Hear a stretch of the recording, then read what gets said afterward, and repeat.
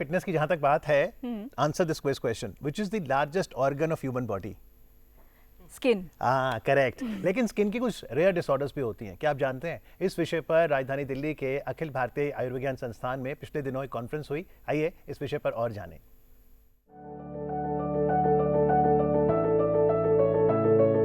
Rare disease यानी दुर्लभ बीमारियां, ये वो बीमारियां हैं जो जनसंख्या के एक बहुत छोटे हिस्से को प्रभावित करती हैं।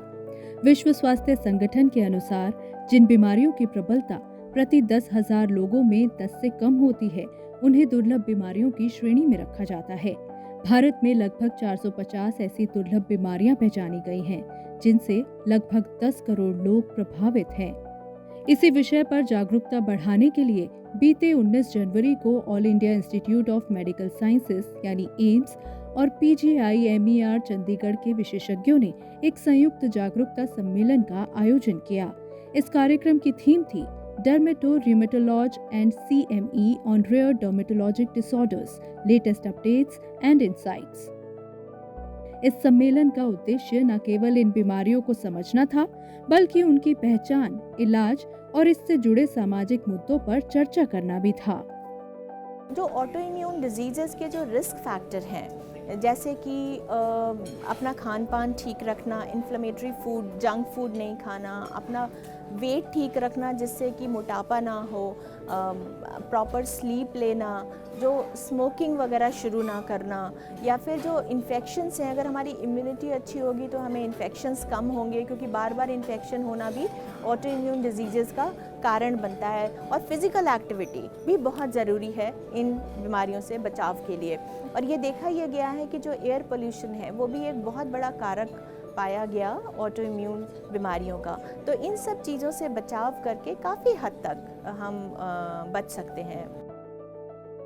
दुर्लभ बीमारियों पर जागरूकता बढ़ाना इसलिए भी जरूरी है क्योंकि सही समय पर पहचान और इलाज न केवल मरीज के जीवन की गुणवत्ता को बेहतर बना सकता है, बल्कि उनके परिवार पर पड़ने वाले मानसिक और आर्थिक बोझ को भी कम कर सकता है।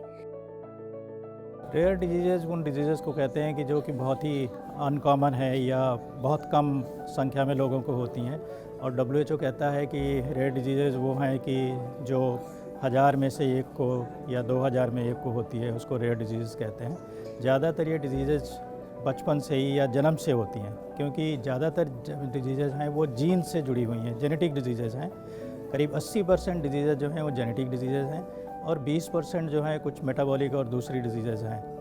ये दुनिया भर में करीब 7-8 हज़ार इस तरीके की डिजीज़ पहचानी गई हैं जिनको रेयर डिजीज़ की कैटेगरी में रखा गया है। जैसे एपिडर्मोलिसिस बुल्लोसा है, ज़ीरोडर्मा पिगमेंटोसम है, इक्थियोसिस है, न्यूरोफाइब्रोमाटोसिस है। इस तरीके की बीमारियां हैं जिनको हम समझते हैं कि ये रेयर डिजीज़ में है, क्योंकि ये जेनेटिक भी हैं और दिखती भी कम है। इसके बारे में एक तरीके की अवेयरनेस क्रिएट की जाए। रेयर डिजीज़ के इलाज के लिए हर मरीज़ को 50 लाख रुपए तक का प्रोविज़न रखा है उसके इलाज के लिए।